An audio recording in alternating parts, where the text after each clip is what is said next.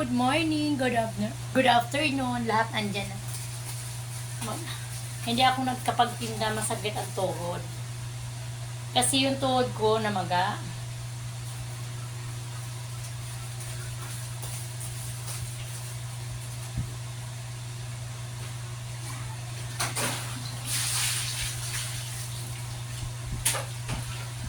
Yan mga kapaksiw. Grabe. Kahit masama ang ating tuhod, sige pa rin tayo trabaho. Maglinis tayo ng ating bahay.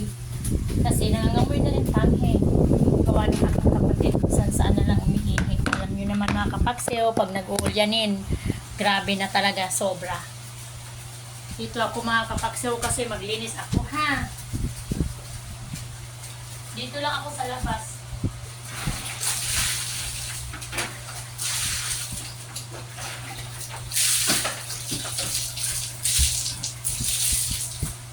Dahil masama ang pakiramdam mo, hala ka lang trabaho. Gawa ba, hindi ka pwedeng hindi magtrabaho dahil ang mga hanggan mo ay nasa iyo. Puro may mga problema rin, may mga diferensya. Kaya ganyan lang ang buhay ng tao mga kapaksiw. Wala tayong dapat sisihin. Yan, bigay ng Diyos.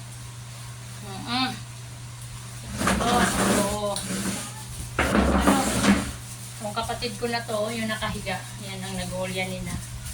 Kailangan natin talaga sila maasikaso. Ihi lang ng ihi dito sa banda nito. Nakakaihi naman siya, kaya lang talagang hindi nasushoot sa arinola.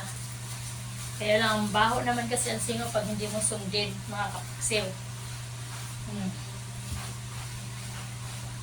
Ay nako, ganun lang ang buhay mga kapaksiw. Hindi mo sinunod yung kanilang mga ginagawa, nangangamoy ka talaga. Kaya, pasensya lang.